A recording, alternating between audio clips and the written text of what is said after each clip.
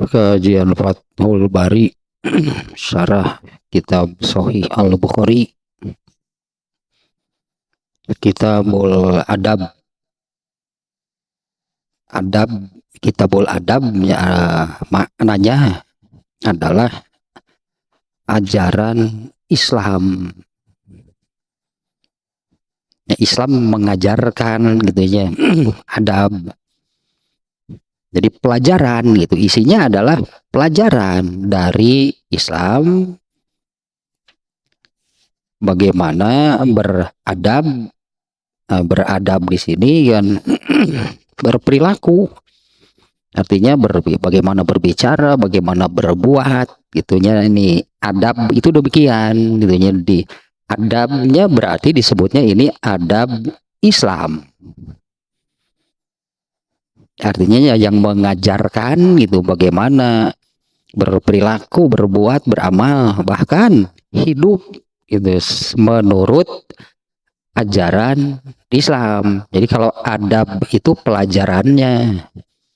Jadi kalau ada orang yang tidak beradab, artinya orang yang tenyekul ya setelah lamun orang ini tidak beradab, artinya pelajarannya saja, ilmunya saja tidak tahu, pastilah tidak beradab. Ya, artinya kan kalau disebut orang yang tidak beradab itu artinya pelajarannya, ilmunya saja tidak tahu. Ya Pak, ya pastilah mau beradab. Bagaimana kalau pelajarannya saja tidak tahu, ajarannya saja tidak tahu. Nah, apabila ajaran Islam yang mengajarkan adab, mengajarkan perilaku. Nah, apabila ajaran Islam ini dibiasakan, gitunya, diamalkan secara konsisten, berarti hingga menjadi biasa, menjadi kebiasaan, bahkan mendarah daging, gitu ya. Yang menjadi biasa, menjadi kebiasaan. Nah, setelah menjadi kebiasaan, itu namanya akhlak. Nah, itu namanya akhlak. Kalau kebiasaan ini berupa ajaran Islam, itu namanya al-akhlakul karimah. Jadi al-akhlakul karimah itu adalah adab Islam yang dibiasakan, diamalkan hingga menjadi biasa. Jadi akhlak. Karena yang namanya akhlak secara gampang, secara mudah, akhlak apa? Kebiasaan akhlak. Nah, kalau kebiasaannya ini ajaran Islam nih yang dibiasakannya itu al-akhlakul karimah. Kalau yang dibiasakannya berupa tradisi, adat, budaya, jadi akhlak sama, tapi bukan al-akhlakul karimah. Ya, kalau yang dibiasakannya itu yang dari atau yang berasal dari adat, budaya, tradisi, jadi biasa, jadi kebiasaan, bukan akhlakul karimah, meskipun itu baik. Kalau akhlakul karimah itu yang sampai menjadi biasanya itu adab Islam, gitunya, ajaran Islam. Nah, kalau akhlak ada dua, ada al-akhlakul karimah, ada al-akhlakul sayyi'ah. Dua-duanya akhlak, artinya yang sudah menjadi biasa, menjadi kebiasaan. Kalau al-akhlakul sayyi'ah artinya kebiasaan-kebiasaan yang buruk berarti. Nah, ini yang kemarin, aduh, ini ya 3 bab berturut-turut nih kemarin nih. 3 bab berturut-turut tentang rasa malu. Waduh, berat nih ya. Yang kemarin sudah sebetulnya kan ya. Dimana sekarang ini hal ini sedang dipertontonkan, baik di tingkat nasional ataupun internasional. Kalau di tingkat internasional, di tingkat dunia, nih di bab terakhir, fa in lam Iza lam tastahyi fasna ma syi'ta. Jika kamu tidak malu, lakukanlah apapun yang kamu mau. Ini yang sedang dipertontonkan di tingkat dunia oleh Israel, oleh si itu tuh setan Yahoo. Sudah jelas-jelas buktinya kurang, bagaimana di sidang di pengadilan internasional terbukti era ente. Terus mereka melakukan apa? Mereka melakukan apa yang mereka mau. Itulah kalau sudah tidak ada rasa malu. Ya, hadis pasti benar kan? Hadis pasti benar. Nah, bagi orang Islam, rasa malu itu sudah menjadi bagian atau identik dengan iman. Hati-hati berarti orang kalau dengan orang Islam malu bukan sekedar rasa malu, tapi bagi orang Islam rasa malu itu sudah menjadi bagian yang tak terpisahkan dari yang namanya iman. Ya, baik di tingkat internasional nih, ya, rasa ini sedang dipertontonkan nih ya. Sedang apa namanya sekaligus menjadi bukti bahwa sabda Rasulullah SAW itu benar. Iza lam tastahyi fasna ma syi'ta. Jika kamu tidak malu, lakukan apapun yang kamu mau. Ini contohnya ya yang ya gitu udah sebutan teh aing geus teu boga era mau bebas. Mau dilihat gitu, mau dilihat, mau ditonton oleh manusia sedunia pun kalau sudah tidak malu, ya kalem, berarti tenang.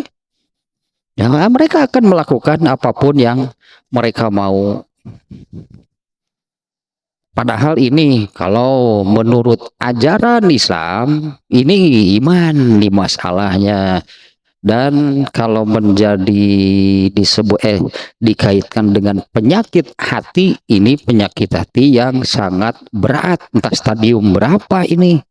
Kalau orang yang sudah tenang berbohong di hadapan orang yang tahu, parah ya, kalau sudah seperti itu. Ya inilah yang sedang dipertontonkan oleh mereka. Perdana Menterinya, presidennya, menteri pertahanannya, mereka itu enak saja gitu berbohong. Ini Israelnya situasi di Gaza, mereka berbohong sesuka hati mereka, berbuat sesuka hati mereka. Ya pantaslah kalau mereka hanya memang mereka itu kan bukan orang Islam, tidak ada iman. Tapi meskipun demikian kan sebelum dikaitkan dengan iman pun rasa malu itu kan memang sudah ada di dalam diri manusia. Nah kalau yang izalam tastahyi fasna ma syi'ta, jika kamu tidak malu, artinya kalau sudah tidak punya rasa malu, bebaslah hidup itu, terserah kamu mau melakukan apapun. Nah di tingkat nasional juga sama. Sampai praktisi hukum kah, sampai para guru besar ya, sampai para akademisi kan bicara soal rasa malu, bicara soal etika. Karena sekarang sedang dipertontonkan, tidak beretika, tidak merasa malu, tidak beradab, tidak merasa malu. Ya bebaslah mereka melakukan apapun. Mau disorot oleh mata sebanyak apapun, ini hadis pasti benar. Kalau sudah tidak punya rasa malu, pasti akan bebas melakukan apapun. Nah sementara adab Islam ini kan kita boleh adab, ini adab Islam. Malu bukan sekedar rasa malu, tapi malu di dalam Islam ini sudah tidak bisa dipisahkan dari iman. Iman pasti terbawa gitulahnya. Kalau dari malu dan tidak malu ini iman akan terbawa nih, karena sudah menjadi bagian tak terpisahkan. Ya, atau bisa disebut juga rasa malu itu di dalam Islam ini identik dengan iman. Nah yang parah ada di antaranya, karena kan adab ini adab pelajaran, artinya kan ini ajaran Islam nih, bagaimana berbuat, beramal, bahkan hidup yang benar, artinya ya menurut ajaran Islam. Nah, kalau orang yang sudah tidak punya malu, maka mereka akan berkata apapun yang mereka mau, nah, termasuk yang tadi. Berat nih kalau apa namanya dilihat dari kacamata sebagai penyakit hati. Ini penyakit hati yang sangat berat, yaitu orang yang sudah tenang berbohong di hadapan orang yang tahu. Wah, sekarang ini musimnya yang seperti itu. Musimnya sekarang ya, yang disebut tahun politik lah gitu ya, musimnya. Orang berbicara berbohong, persisnya kalau bicara berdusta, kalau janji ingkar, diamanati khianat. Ah, ini sedang dipertontonkan nih. Ini menunjukkannya benarnya sabda Rasulullah SAW.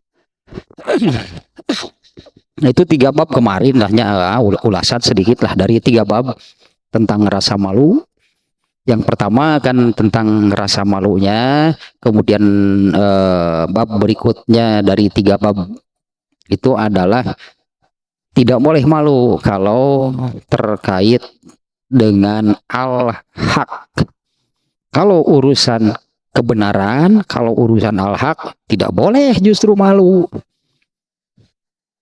Karena merasa malu sendiri adalah, itulahnya malu itu apa sih?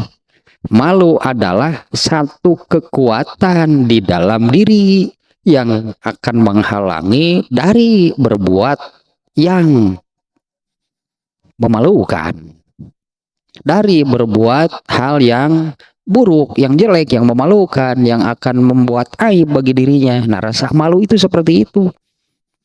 Artinya kalau untuk yang benar, untuk al-haq, tidak boleh rasa malu ini malah jadi penghalang. Nah, dan yang terakhir dari rangkaiannya 3 bab itu adalah yang terakhir barusannya. Sabda Nabi SAW yang oleh Imam Bukhari dijadikan judul nih. Jika kamu tidak malu, lakukan apapun yang kamu mau. Ini nih yang sedang dipertontonkan sekarang, baik di tingkat nasional ataupun di tingkat internasional. Nah, sekarang bab yang baru nih. Bab ke 79. Bab 80 sekarangnya rasa malunya sudah nih ya, yang 79 terbalik nih ya. Bab 79-nya adalah tidak boleh malu apabila untuk urusan al-haq, urusan kebenaran. Artinya tidak, karena kan rasa malu sendiri adalah yang menghalangi dari berbuat yang buruk. Nah, kalau untuk yang baik, nah tidak boleh, malah rasa malu ini yang menjadi penghalangnya. Malah apalagi malah jadi terbalik. Untuk kebaikan, untuk yang benar, malah malu. Tapi untuk yang buruk, berbuat dosa, malah tidak malu. Iman berarti bermasalah. Kalau seperti itu iman masalahnya bermasalah, imannya berarti. Nah, karena rasa malu itu sudah menjadi bagian yang tidak terpisahkan dari iman. Nah, sekarang bab yang baru nih, bab ke-80.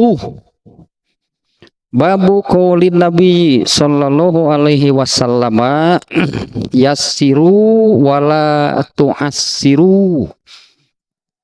Bab sabda Nabi sallallahu alaihi wasallam,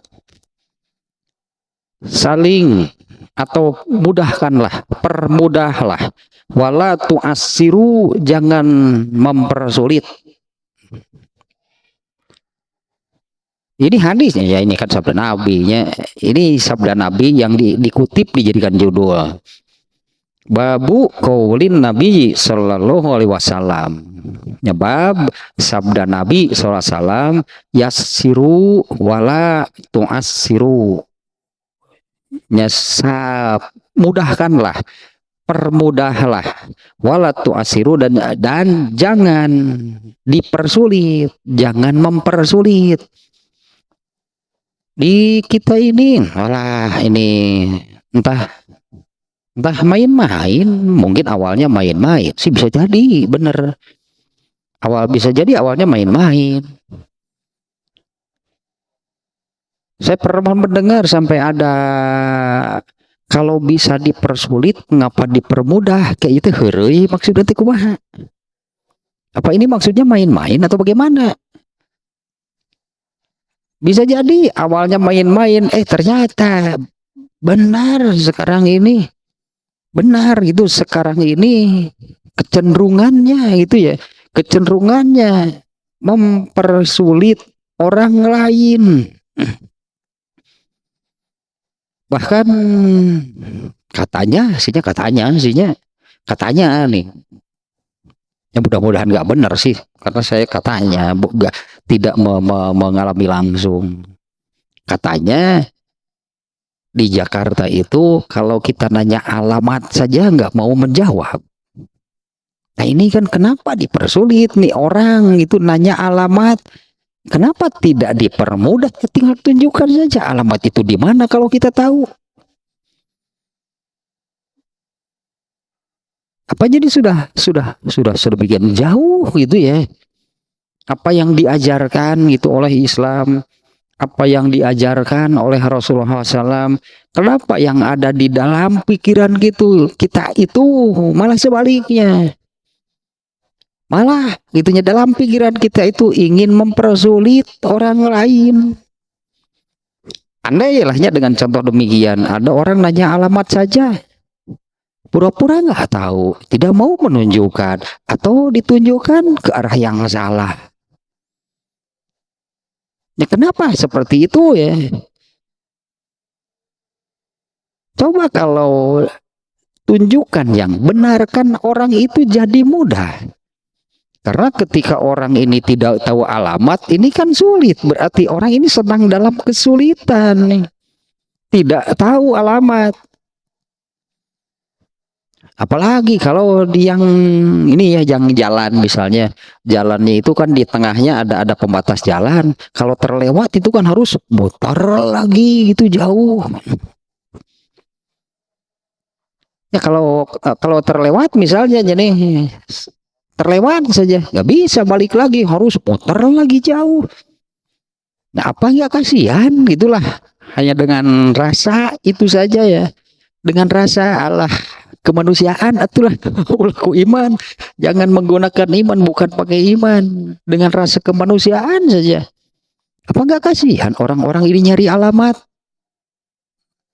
lalu kita tahu tapi tidak mau menunjukkan. Nah itu artinya kita ini mempersulit, mempersulit orang tersebut. Nah judulnya demikian ya, bab sabda Nabi Sallallahu Alaihi Wasallam. Ya apalagi ini ya, kalau kita mengambil ayat Al-Quran juga hadis lah gitu ya. Misalnya nih, kalau ayat Al-Quran, innamal mu'minuna ikhwatun, sesungguhnya sesama mukmin, sesungguhnya sesama mukmin itu saudara. Jangan pakai agama, katakanlah ini saudaranya saudara seiman sihnya, karena di sini kan sesama mukmin. Misalnya saudara senasab, ini adik kakak sepupu lah gitunya, masih ada kan kaitan saudara. Tanpa agama itu ya, dengan apa namanya, saudara senasab, saudara kaitan darah, adik dengan kakak, dengan sepupu. Masa sih yang terpikir itu mau mempersulit? Masa sih yang terpikir itu ya mau mempersulit? Itulahnya mempersulit saudaranya sendiri. Tanpa agama nih, tanpa agama itu jangan di lingkungan keluarga, masa sih malah mau mempersulit adiknya sendiri, kakaknya sendiri, anaknya sendiri, orang tuanya sendiri. Ya, apalagi ini kalau sudah pakai agama Islam yang memerintah, saling mudahkanlah. Jangan saling mempersulit. Ini kaitannya juga berarti kan dengan iman, dan mestinya orang Islam itu eh, tidak ada keinginan gitulahnya untuk mempersulit saudaranya. Keinginannya itu mempermudah, karena Islam mengajarkan demikian, dan kalau saya melakukan saya dapat pahala. Mestinya orang Islam itu demikian. Ya, mengapa malah sebaliknya, malah saling mempersulit? Nah, ayatnya yang tadinya innamal mu'minuna ikhwatun, sesama mukmin. Kalau sesama mukmin ini lebih luas, berarti tidak terbatas keluarga. Bahkan dengan orang yang sebelumnya tidak kenal sama sekali, kalau ternyata mukmin, saudara berarti. Ya, oleh Allah itu diikat, katakanlahnya. Ini kan yang sering ini kan yang sering bahkan dijadikan apa namanya, seringlah khotib atau yang sedang khutbah, yang sedang ceramah, ketika ini khotibnya ketika memanggil, menyeru mustaminya itu dengan seruan ikhwatu iman. Nih Ari ngomong maknya, tapi dibalik itu malah mempersulit. Itu kumah engkau jeung dulur, engkau cenah dulur ketika memanggil nanti ikhwatu iman rahimakumullah lah. Siga nyawa, tapi malah mempersulit, malah silih cekek, malah silih bebetkeun nepi kecan pejet macan puas. Kumaha ieu teh ari ngageroan ikhwatu iman rahimakumullah. Tapi silih cekek di tukang mah. Itu diajarkan demikiannya oleh orang tua kita dulu itu ya. Panggilan itu khotib itu sering nih menyeru mustaminya, mustami yang hadirin dengan surah demikian. Ikhwatu iman rahimakumullah. Ya itu dah ikhwatu iman, ternyata saudara seiman. Ya Allah yang menetapkan bahwa sesama mukmin itu adalah saudara. Harus bagaimana dengan saudara? Nah inilah ya yassiru wala tu'assiru, permudahlah, saling memudahkan, wala tu'assiru, jangan saling mempersulit. Karena yang ini nih, yang di dalam pikirannya nih, yang di dalam pikirannya itu ada keinginan mempersulit orang lain, itu di dalam hatinya itu ada hasud berarti. Ya karena orang yang berpikir yang ada hasud itu, ya orang yang di dalam hatinya ada hasud itu akan kotor, disebut nanti lah kotor, negatif thinking, nggak pernah berpikir yang baik, berpikir positif, nggak pernah. Nah makanya kenapa? Ya misal demikian ya, tadi ini kan contoh, ada orang yang nanya alamat, nggak mau menjawab, padahal dia tahu.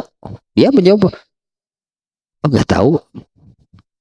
Dia puas itu, dia merasa puas karena orang itu kan tetap berada dalam kesulitan, dia mencari tak puas mun kitu teh, tak ciri di dalam hati ada hasud.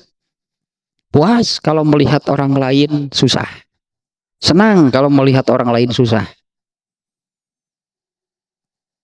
Tapi kalau orang yang itulah yang hatinya bersih, ininya ya permudahlah orang yang, apalagi orang itu kalau dengan contoh yang tadinya sedang nanya alamat, orang ini kan sedang dalam kesulitan, berarti kan kesulitan menemukan alamat, ya mudahkan berarti.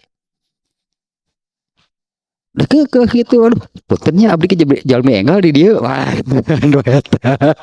aduh, punten abdi ke jalmi enggal di dia, padahal maafal. Lalu orang itu, oh, nuhun atau ya satu nuhun lah, mangga cenah. Padahal hatinya tertawa puas ya. Nah, itu ciri orang yang hasud. Itu di surat Ali Imran ayat 120. Nanti silakannya kalau mau dibuka ayatnya yang kurang lebih demikian. Orang yang ada hasut di dalam hatinya adalah senang melihat orang susah dan dia susah kalau melihat orang senang. Dia yang merasa susah, dia yang merasa nggak enak gitu ya. Apabila orang lain, nah misalnya yang sedang menghadapi kesulitan lalu masalahnya terselesaikan, tegenah ada manehna mah hayang teh batur teh sulit tuh ripuh gitu manehna seuri itu pisan begitu tanya kelakuan orang-orang munafik. Ini kan sebetulnya kan ciri munafik banyaknya, kalau yang top yang populernya kan ciri munafik kan 3. Apabila berkata dusta, apabila berjanji ingkar, apabila dipercaya berkhianat. Banyak kan bieu dia di antarana. Itu ciri munafik. Senang melihat orang susah dan susah melihat orang senang. Nah ini demikian judulnya nih ya, babu qaulin nabiyyi sallallahu alaihi wasallam. Tambahan lagi sedikit karena nanti baca hadisnya gampang jadinya nih ya.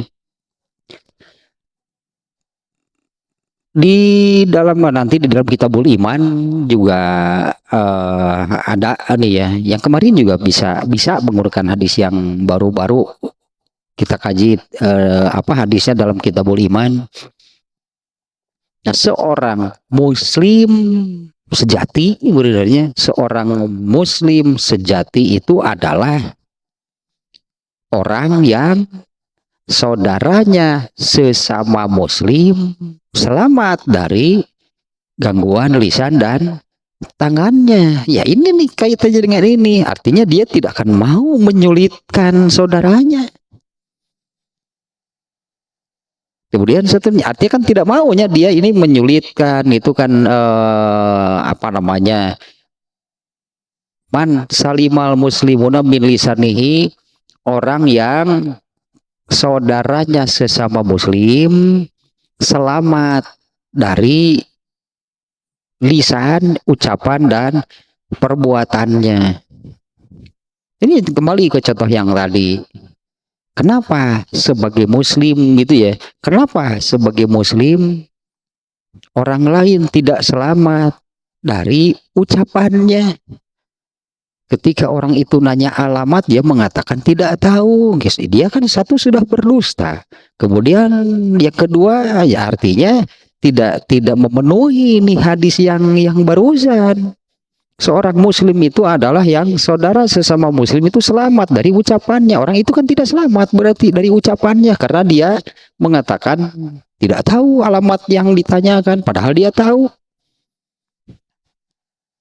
Ya, artinya orang itu jadi tidak selamat dari ucapannya. Apalagi nih kalau dengan hadis yang satu lagi nih ya. La yu'minu ahadukum. Ya, tidak sempurna di sini ya maksudnya ya. La yu'minu ahadukum, tidak sempurna, tidak sempurna iman, atau nih bisa juga diterjemah tidak benar-benar beriman.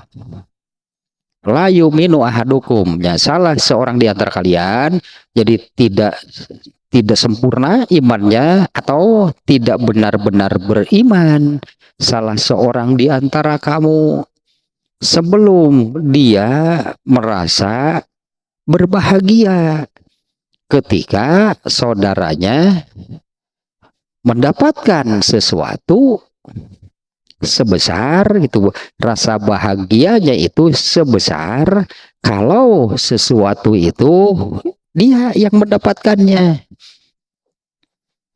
Kalau contoh yang barusan nih, nanya alamat nih.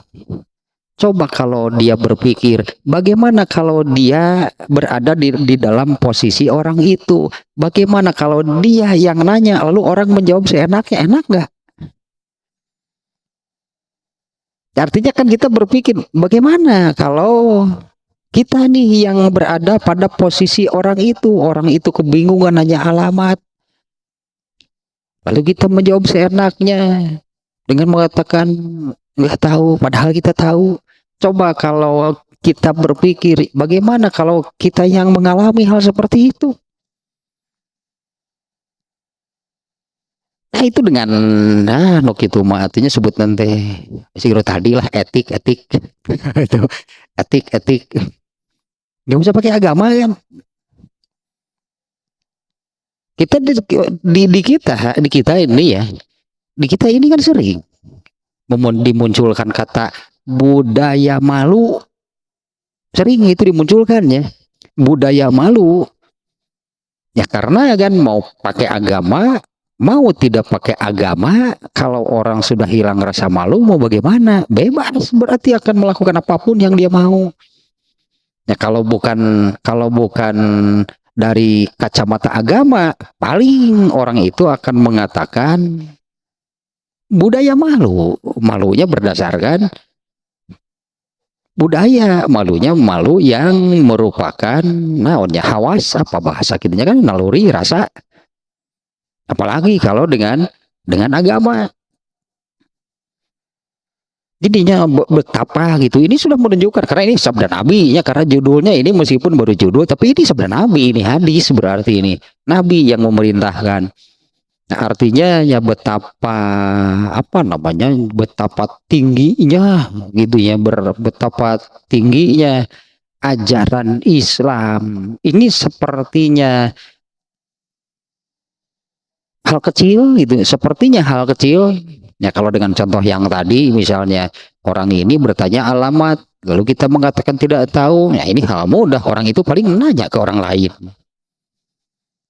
ya. Orang ini kan karena bertanya, misalnya kan bertanya kepada kita menjawab, oh saya tidak tahu ya, orang ini pasti akan nanya ke yang lain kan.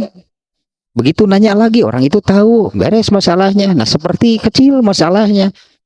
Nah tapi inilah gitu ya ajaran Islam, betapa tingginya ajaran Islam, di mana Islam mengajarkan, ini kan adabnya kan, ini kan Kitabul Adab judul besarnya ya. Inilah adab Islam, ajaran Islam, saling mudahkan, jangan saling mempersulit.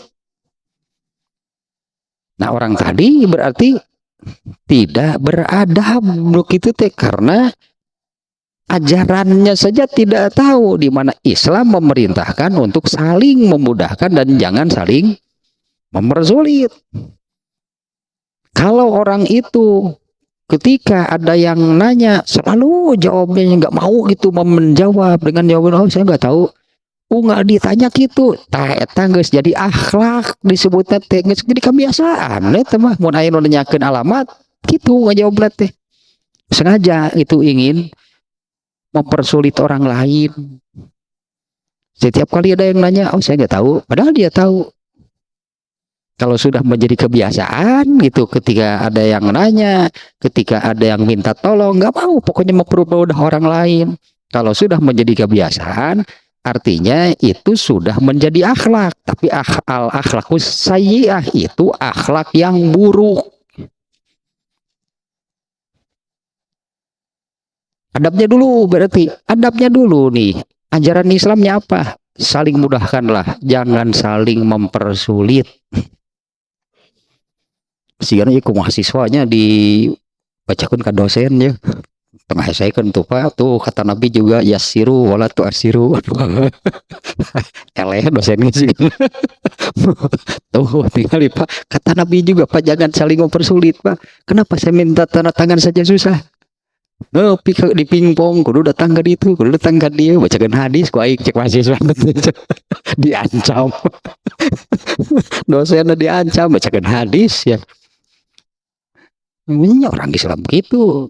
Itu kan masa orang Islam seperti itu malah inginnya mempersulit. Tapi gitu tak sampai hampir putus asa gitu, piragi urusan ukieu. Wa kana yuhibbu takhfifa wa tasarri alan nas.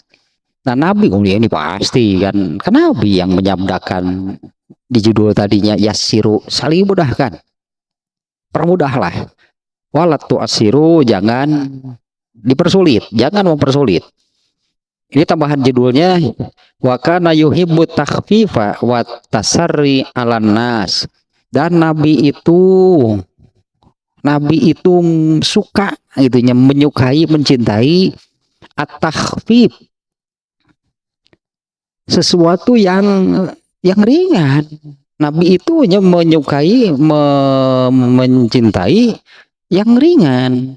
Watasari ala nas, dan yang mudah bagi manusia. Nabi menyukainya untuk para sahabat itu, artinya kan ini nih, Nabi itu menyukai, mencintai hal-hal yang ringan, hal-hal yang mudah untuk para sahabatnya. Nabi itu tidak mau berartinya memberatkan sahabat. Nabi tidak mau mempersulit sahabat. Nah, malah ada hadis yang seperti ini ya. Ini sabda Rasulullah kepada Abu Dzar kalau nggak salah. Abu Dzar salah seorang sahabat Rasulullah SAW ya. Rasulullah SAW bersabda nih kepada Abu Dzar, hamba sahaya yang hamba saya itu suka dijadikan khodim atau pembantu gitulahnya. Hamba saya itu suka dijadikan khodim, bahasa Arabnya dijadikan pembantu. Nah, Rasulullah SAW itu menyabdakan, kamu jangan memerintah sesuatu yang kamu sendiri tahu bahwa mereka itu tidak akan mampu. Ya, kamu jangan ya memerintahkan sesuatu kepada mereka itu, sesuatu yang kamu sendiri tahu bahwa mereka tidak akan mampu. Dan berilah mereka pakaian yang sama dengan pakaian yang dipakai oleh kamu. Berilah mereka makan dengan makanan yang sama dengan yang dimakan oleh kamu. Artinya itu tadinya Rasul itu janganlah memerintah mereka sesuatu yang kamu sendiri tahu mereka itu tidak akan mampu. Apa disebutnya kayak itu menyiksa maksudnya, guys. Kita sudah tahu orang itu gak akan mampu. Ya andai lah misalnya kalau khodimnya pembantu misalnya, ya apa namanya, manula gitulahnya, usianya sudah tua gitu, kemudian ya tenaganya juga lemah, malah diperintah ngangkat kulkas, itu udah mau kuat, khawatir deh, kamu kegencet. Jangan memerintah sesuatu yang kamu sendiri tahu bahwa mereka itu tidak akan mampu. Nah, artinya di sini kamu mempersulit. Ya, kamu malah mempersulit.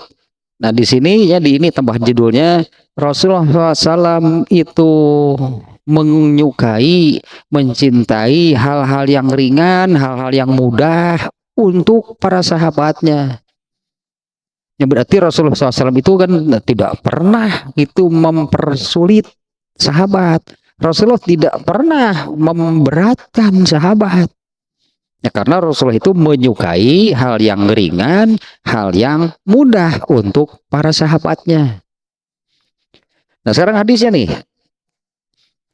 Ini hadisnya ada 5. Nah, ini kalau bagi apa namanya, bagi saya gitu, dari judul seperti ini, yang ini judulnya kan bukan kata-kata dari Imam Bukhari nih. Ini judulnya adalah kutipan hadis, ini sabda Nabi. Berarti ini ajaran Islam nih.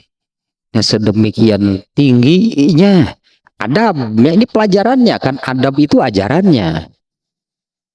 Nah, betapa tingginya ya ajaran Islam, karena ini akan sangat luas dalam hal apapun. Pokoknya jangan saling mempersulit. Mudahkanlah, gitu aja, mudahkanlah, permudahlah, ya mudahkanlah, permudahlah. Itu yang tadi itu ada yang main-main atau tapi jadi kenyataan sih. Kalau bisa dipersulit, kenapa dipermudah? Aduh, eta mah ngajakeun eta mah ngajakeun bertentangan itu dengan apa yang diajarkan oleh Islam. Nah eta nu tidak beradab nu kitu berarti karena adab bahkan ajarannya apa dia tidak tahu kalau Islam itu mengajarkan saling memudahkan, jangan saling mempersulit. Nah, malah mengatakan demikian tak eta mah adab nugget apa berarti disebutkan kitu teh ajaran Islamnya saja tidak tahu. Kalau itu menjadi biasa, ya jadilah bagi orang itu akhlak, tapi kan akhlak yang buruk berarti. Karena dalam pikirannya itu selalu yang ada dalam pikirannya itu adalah mempersulit orang lain, bukan sebaliknya. Bukan memudahkan orang lain. Nah, padahal kan baik urusan kecil artinya ya karena ini akan ke apa namanya secara umum ya dalam urusan apapun artinya kan baik urusan kecil atau urusan besar artinya saling mudahkanlah jangan saling menyulitkan. Luas berarti kan sebetulnya satu ajaran saja di dalam Islam ini saling mudahkanlah jangan saling mempersulit ini luas karena bisa dalam masalah apapun baik masalah yang kecil masalah yang ringan ya ataupun masalah yang besar masalah yang berat. Inilah yang menjadi dasarnya yaitu keinginan untuk memudahkan ya keinginan untuk masalahnya jadi ringan, jadi mudah. Bukannya sebaliknya, malah itu tadinya keinginannya itu menyulitkan, menyusahkan, memberatkan orang lain. Itu jauh dari adab Islam. Jauh dari adab Islam, jauh dari ajaran Islam. Nah hadisnya nih, nah ini hadisnya ada 5 nih hadisnya nih dalam bab ini ya Imam Bukhari memasukkan 5 hadis. Yang pertama an Sa'd bin Abi Burdata an abihi an jaddihi. Ini hadis itu seperti ini dari ini Sa'id bin Abu Burdah. Sa'id bin Abu Burdah dari bapaknya Abu Burdah berarti kan ini Sa'id bin Abu Burdah bapaknya Abu Burdah an jaddihi dari kakeknya.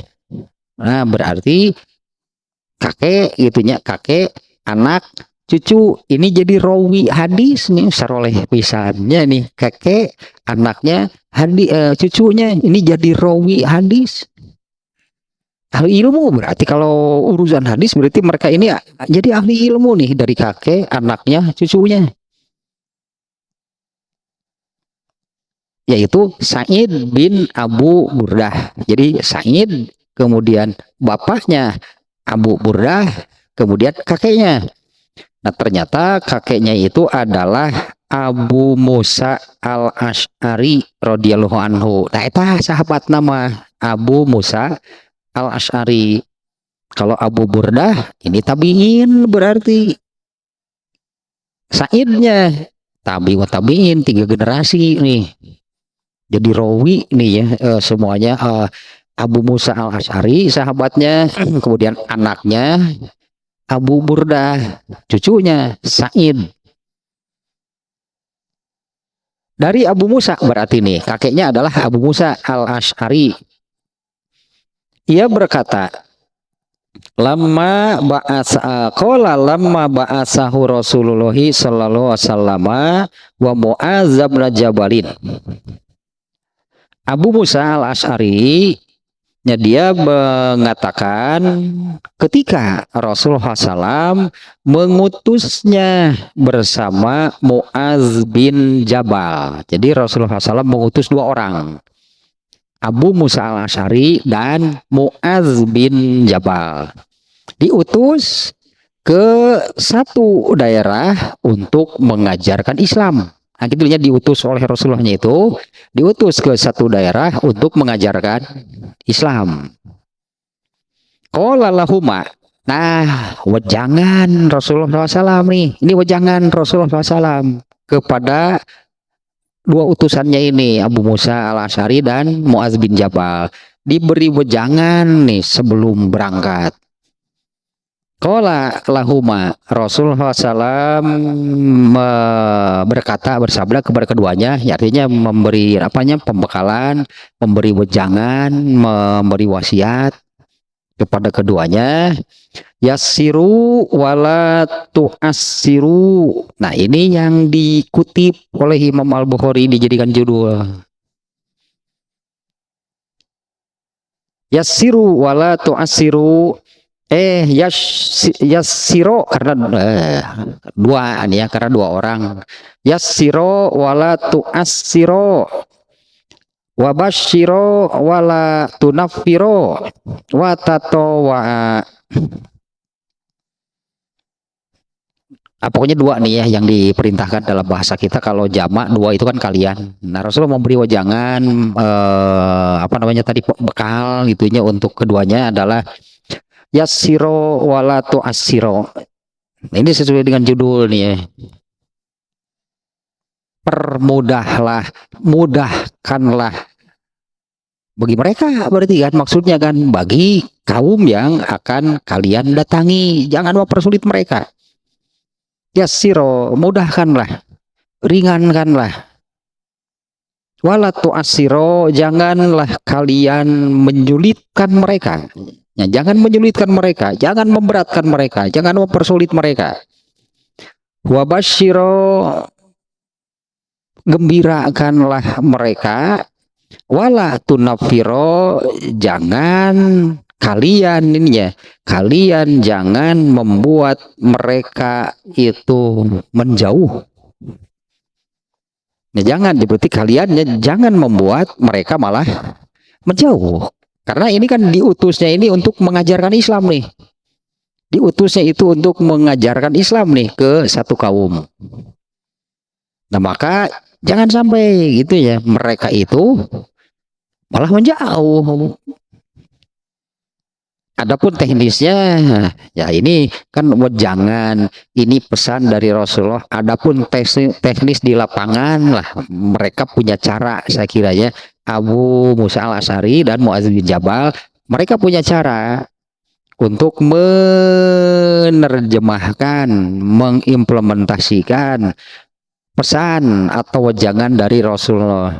Ini sebagai dasarnya, artinya kamu jangan mempersulit mereka, ya mudahkanlah bagi mereka, permudahlah mereka, jangan mempersulit, jangan menyulitkan, jangan memberatkan mereka.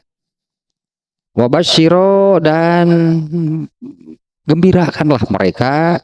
Wala tunafiro, nah jangan membuat mereka malah menjauh. Watatowa, dan nah inilah sampaikanlah, ajarkanlah kepada mereka apa yang sekiranya mereka mampu. Qala Abu Musa.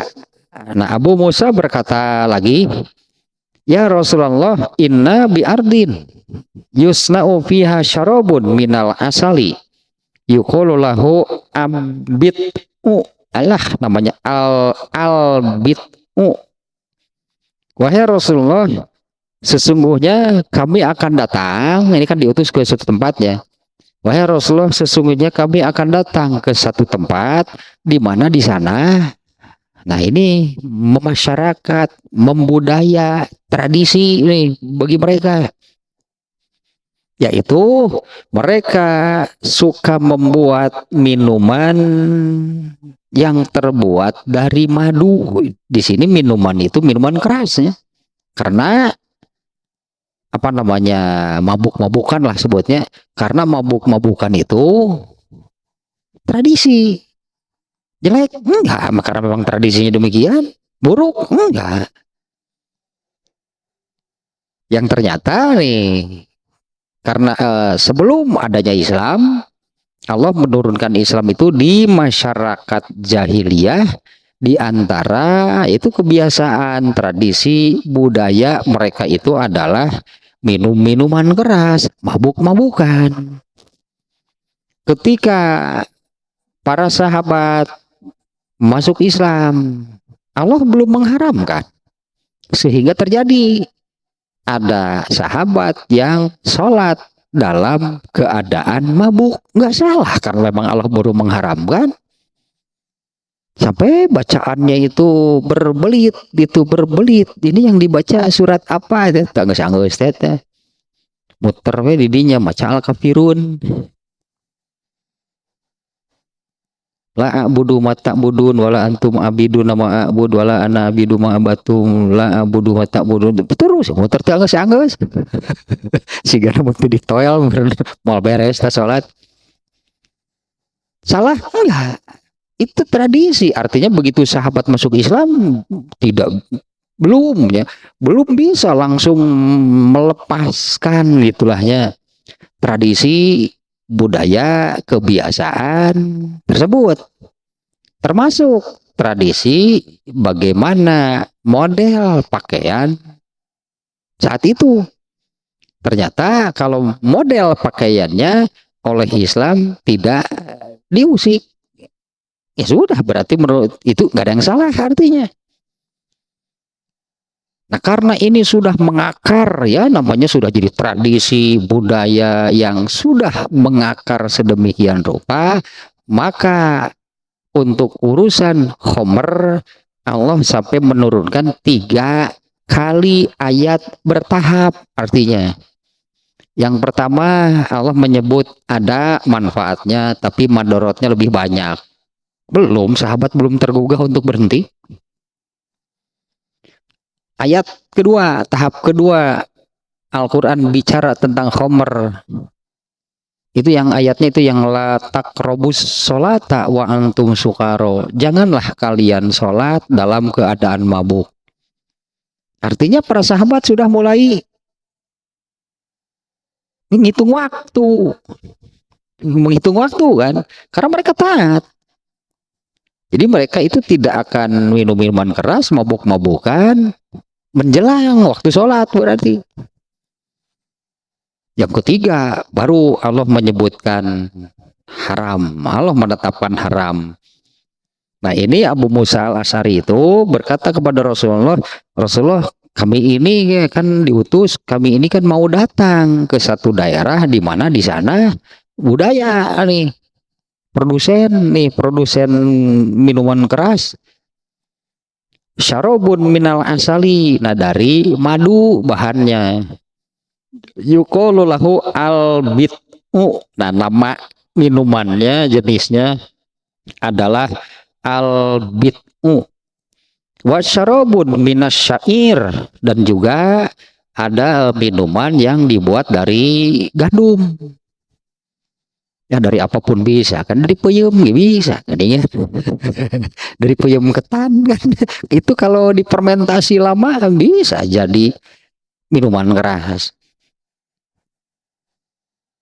Yang disebut al-mizru. Nah, ini ya budaya, tradisi mereka, daerah tersebut itu penghasil minuman keras yang terbuat dari madu dan yang terbuat dari gandum. Yang terbuat dari madu namanya albit'u, yang terbuat dari gandum namanya al-mizru. Faqala Rasulullah SAW. Ini tadi Abu Musa mengatakan demikiannya kepada Rasulullah. Rasulullah, bagaimana nih? Kami ini kan diutus ke daerah di mana daerah tersebut itu adalah produsen minuman keras yang terbuat, mereka membuatnya dari dari madu atau dari gandum. Nah, Rasulullah menjawab, faqala Rasulullah SAW, kullu muskirin haramun. Semua yang memabukkan itu haram. Mau mabuk atau enggak, semua yang memabukkan itu haram, bukan soal sampai mabuk atau enggaknya.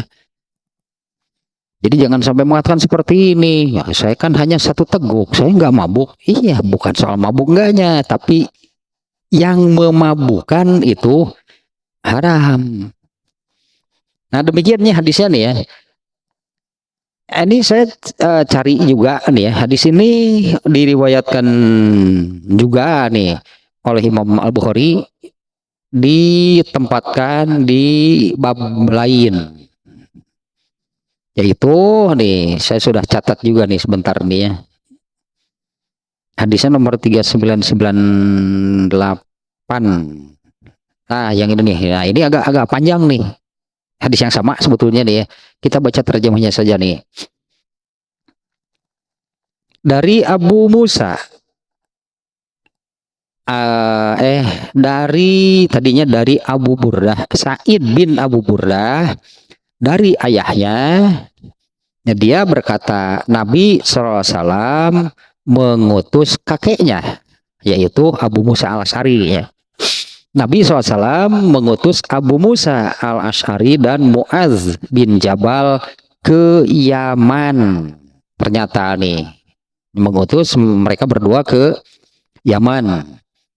Beliau berpesan, hendaklah kalian mudahkan, mempermudah, ya tadinya yassiru, dan jangan mempersulit, jangan menyulitkan, jangan memberatkan mereka. Ya, berilah kabar gembira kepada mereka dan jangan kalian membuat mereka menjauh, membuat mereka lari dari kalian, artinya dari agama Islam ini. Ya, dan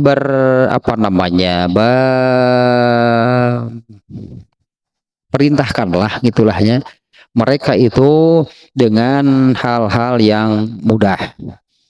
Kemudian Abu Musa bertanya, wahai Rasulullah, wahai Nabi Allah, daerah tersebut adalah tadinya daerah yang satu daerah di sana itu pembuat minuman dari tepung, yaitu al-mizru tadinya, dan minuman yang terbuat dari al-asalnya dari madu, yaitu al-bid'u. Kemudian beliau bersabda, kullu muskirin haramun, setiap yang memabukkan itu haram. Nah, sampai di sini sama berartinya dengan hadis yang dimuat di sini. Nah, di dalam hadis yang ini masih ada lanjutannya. Setiap yang memabukkan itu haram. Kemudian keduanya pun berangkat. Nah, kemudian keduanya, Mu'adz bin Jabal dan Abu Musa al-Asy'ari berangkat. Mu'adz bin Jabal berkata kepada Abu Musa, bagaimana engkau membaca Al-Quran? Abu Musa menjawab, saya membaca Quran gitunya, baik sedang berdiri, baik dalam keadaan berdiri, duduk, atau saat aku di atas hewan tungganganku. Namun terkadang aku masih terus menambah. Ininya bagaimana para sahabat terus menerus membaca Al-Quran. Mereka ini tidak berhenti membaca Al-Quran. Mu'adz bertanya kepada Abu Musa, gitu ya, bagaimana engkau membaca Al-Quran? Aku membaca Al-Quran baik dalam keadaan berdiri, duduk, atau saat aku di atas hewan tungganganku. Namun terkadang aku masih menambah. Ini kan menunjukkannya para sahabat itu terus menerus itu membaca Al-Quran. Tambahanlahnya sedikitnya dari definisi Al-Quran. Definisi Al-Quran, kalau bahasa Indonesianya kurang lebih, Al-Quran itu adalah kalam, ucapan Allah yang diwahyukan kepada Rasulullah Sallallahu Alaihi Wasallam berupa mukjizat. Al-Quran itu adalah mukjizat. Wa qiraatuhu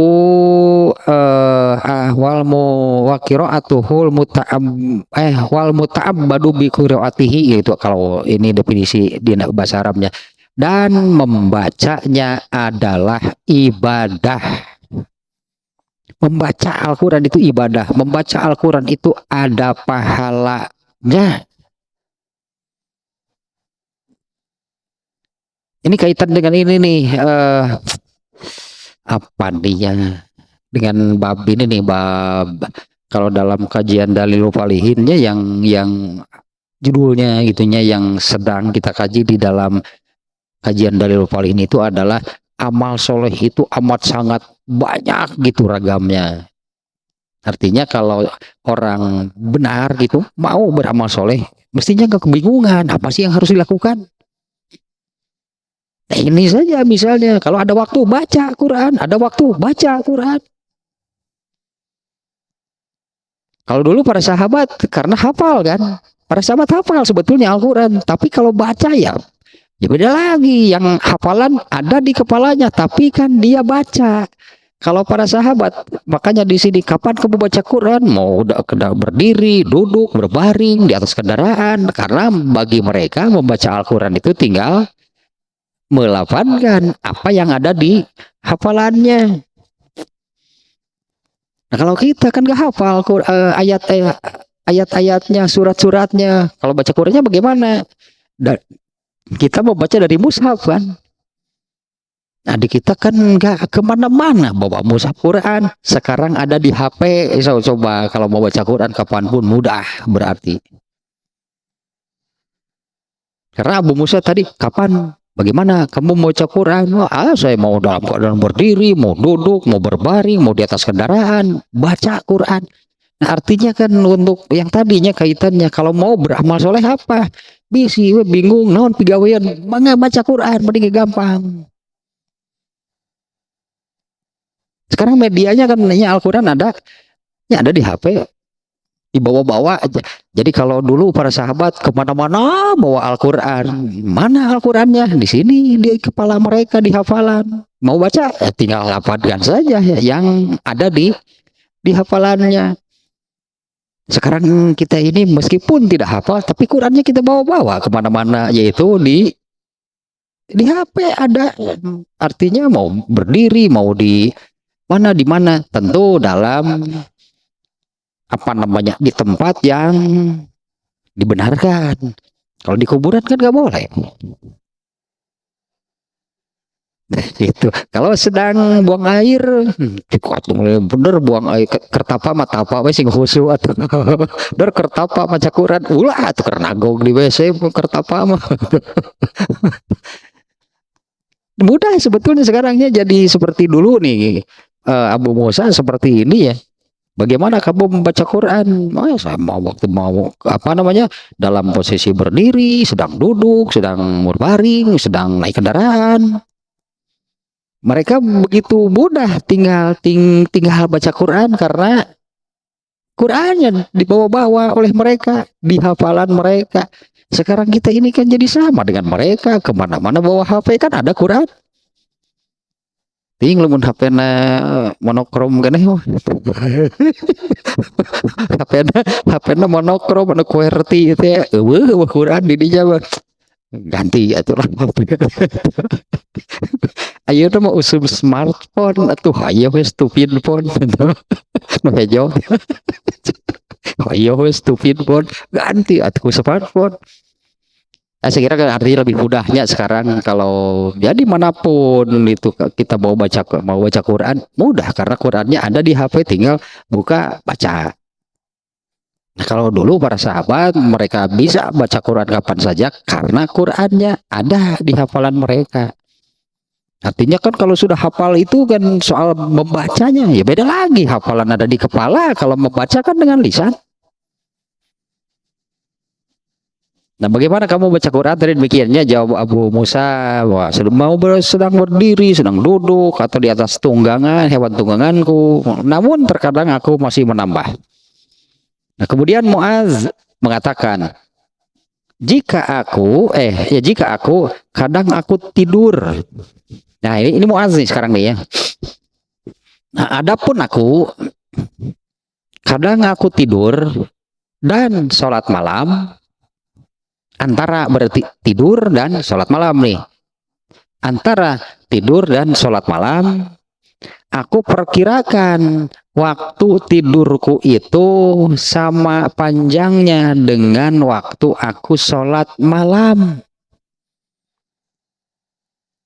Kalau tidurnya berapa nih? Kalau kalau tidur 6 jam, masa salatnya 6 jam itu mah ge mahi waktuna gitu mah saya jam sabaraha sarean. Kalau kalau bangun jam 3 kira-kira tidurnya jam berapa? Kalau Muaz, aku perkirakan waktu lamanya aku tidur dan lamanya aku sholat malam itu kurang lebih sama. Itu memang ada ayatnya, kemarin juga saya bacakan di surat, di antaranya ini salah satunya, bukan hanya ini. Di surat Al-Isra juga ada kan Allah meminta wa minal laili fatahajjad bihi. Sebagian sebagian malam itu fatahajjad bihi, lakukanlah tahajud. Sebagian malamnya, bukan seluruh malam, karena kalau seluruh malam kan dari maghrib sampai subuh. Sebagian saja, karena Allah pun itulah memerintahkan. Allah pun memerintahkan kalau malam itu agar digunakan untuk tidur. Nah, kalau malam itu digunakan untuk tidur, tapi Allah juga minta sebagian dari waktu malam itu digunakan untuk sholat malam. Tidurnya iya dipenuhi karena Allah memerintahkan, menetapkan bahwa malam itu waktunya tidur. Tapi Allah juga meminta itu sebagian waktu malam itu gunakan, kerjakan sholat malam. Nah, kalau Muaz mengatakan demikian, aku perkirakan antara lamanya aku tidur dan sholat malam kurang lebih sama. Jadi kalau misalnya dari jam 9 misalnya ya, dari jam 9 sampai jam 3 lah, sampai jam 4, 7 berarti kan 7 jam. Abu Musa membagi dua, setengahnya untuk sholat, setengahnya tidur. Abu Musa, Muaz ya, Muaz bin Jabal. Nah, aku jika sementara aku tidur, ya kadang aku tidur dan sholat malam. Aku perkirakan waktu tidurku seperti waktu aku sholat malam. Masing-masing terus sampai disitulah tadi obrolannya. Kemudian keduanya membuat kemah ini sudah di Yaman, sudah di Yaman nih. Kemudian keduanya membuat kemah dan keduanya silih berganti melakukan kunjungan. Nah, berarti di tempatnya di Yaman, tapi di tempat yang berbeda, hanya Muaz dan Abu Musa. Dua-duanya utusan Rasulullah nih datang ke sana untuk mengajarkan Islam.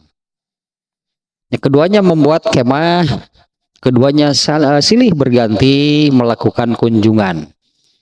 Pada satu kesempatan Muaz mengunjungi Abu Musa. Ternyata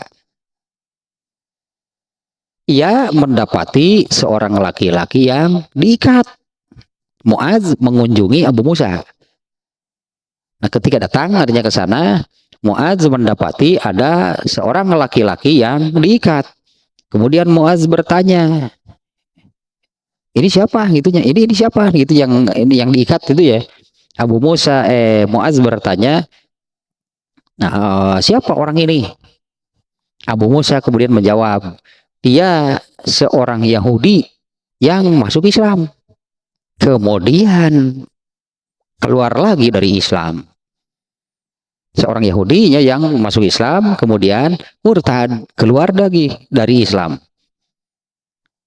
Maka Muaz mengatakan, kalau aku sungguh aku akan alah cek bahasa Sunda mah mun ku aing geus dipitaskeun da beuheungna ada apa genah wadah mun ku aing geus dipitaskeun beuheungna kagok di talian mah naon jeung di talian segala gitu pitaskeun ku aing beuheungna. Kalau aku sungguh akan ku penggal tengkuknya. Nah, sampai di sana riwayatnya ya. Ini kalau kita ada tambahannya yang lumayan tadi lah tentang baca Quran gitunya. Sesering mungkin, artinya tiap hari baca Quran, ada waktu baca Quran, ada waktu baca Quran. Ini yang apa namanya tadinya dilakukan oleh Muaz. Dan juga tadi adanya apa namanya tambahan sedikitnya, karena kan Allah menciptakan manusia itu untuk beramal soleh. Allah menciptakan manusia itu untuk apa? Ya ibadah, beramal soleh. Jangan sampai kebingungan. Artinya kalau mau beramal soleh apa yang harus dilakukan? Baca Quran. Mau sambil berdiri, sambil duduk, bahkan sedang di atas kendaraan. Itu nyanyi yang dilakukan oleh Abu Musa tadi. Nah, kemudian kalau Muaz, waktu malamnya itu setengahnya untuk tidur, setengahnya untuk sholat malam. Ini contoh-contoh yang baik berarti nih dari mereka ya, dari para sahabat nih. Ya pantaslah mereka terpilih, ya dipilih oleh Rasulullah untuk diutus itu mengajarkan Islam. Nah, adapun yang berkaitan dengan babnya sekarang ya itulah ternyata yasiru walatu asiru, di hadis yang lain juga ada, bukan hanya yang ini ya. Ini ternyata jangan. Nih pesan itulahnya dari Rasulullah SAW kepada mereka berdua sebelum mereka berangkat untuk mengajarkan Islam. Jangan mempersulit tadi kan ya, mudahkanlah, jangan saling mempersulit. Kemudian tadi kan ya, jangan sampai membuat mereka malah menjauh, mereka lari dari ajaran Islam. Dan ajarkanlah kepada mereka apa yang sekiranya mereka mampu. Kalau salah baru satu berarti hadisnya nih, masih ada 4 lagi nih. Ini seluruhnya 5 nih hadisnya ya. Ini kalau dalam menurut saya ya, menurut hemat saya bahwa ini bab ternyata luas nih, karena nanti dalam berbagai hal jangan pokoknya ada pikiran untuk mempersulit orang lain. Inilah ini ajaran Islam mengajarkan demikian. Ya saling permudahlah. Ya jangan saling mempersulit. Nah berarti nanti baru satunya hadisnya. Nanti kita lanjutkan lagi lah, masih ada 4 nih hadisnya berarti ini yang belum.